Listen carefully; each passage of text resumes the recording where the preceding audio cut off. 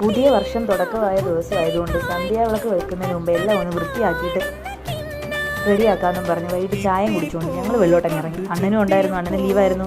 ചായ ഇട്ട് കുടിച്ച് തുണിയെല്ലാം പെറുക്കിയിട്ടിട്ട് അണ്ണൻ പുറകുവശം എല്ലാം തൂത്ത് വൃത്തിയാക്കാൻ ഇറങ്ങി. ഞാൻ ഫ്രണ്ട് വശം എല്ലാം അടിച്ചു വാരി പുല്ലും പറിച്ചെല്ലാം കളഞ്ഞ് വൃത്തിയാക്കാമെന്ന് കരുതി. എപ്പോഴും പുല്ല് പറിക്കി വന്നാലും വന്നുകൊണ്ടിരിക്കും.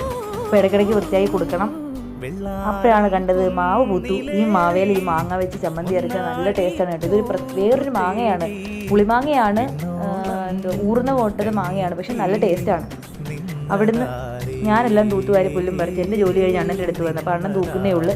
അപ്പോൾ ഞാൻ വിചാരിച്ചു ഇനിയിപ്പോൾ പെരക്കകം തൂത്തുവാരി പെരക്കകം ഒന്ന് തുടച്ചിട്ട് മേലും കഴിയിട്ട് വന്ന് വിളക്ക് കത്തിക്കാം. അപ്പോൾ കൊച്ചമ്മ ഇരുന്ന് TV കാണുവാണ്. ഞാനപ്പോൾ പെരക്കകം എല്ലാം തുടച്ച് വൃത്തിയാക്കി പോയി കുളിക്കാൻ വന്നിരുന്നു. കുളിച്ചിട്ട് വന്ന് വിളക്ക് കത്തിക്കാനുള്ള എല്ലാം റെഡിയാക്കി വിളക്കും കത്തിച്ച് നാമവും ചൊല്ലിക്കഴിഞ്ഞപ്പോഴത്തേക്കും ഞങ്ങൾ ഹരിപ്പാട്ട് അമ്പലത്തിലേക്ക് പോകാമെന്ന് വിചാരിച്ചു. അപ്പോഴത്തേക്കും അണ്ണൻ ജോലി കഴിഞ്ഞ് വന്ന് മേല് കഴിയിട്ട് വന്നു. അങ്ങനെ ഞങ്ങൾ രണ്ടുപേരും ഒന്നിച്ച് പിന്നെ ഹരിപ്പാട്ടേക്ക് പോയി. അവിടെ മാർഗഴി ഉത്സവം നടക്കുന്നതായതുകൊണ്ട് തിരുവാതിരകളി ഉണ്ടായിരുന്നു. കുറച്ച് നേരം തിരുവാതിരകളി കണ്ടു. അവിടെ നേരെ ഹരിപ്പാടെല്ലാം ഒന്ന് ചുറ്റിക്കറങ്ങി തിരിച്ച് നേരെ ഞങ്ങൾ ഇനി വീട്ടിലോട്ട് വന്നു.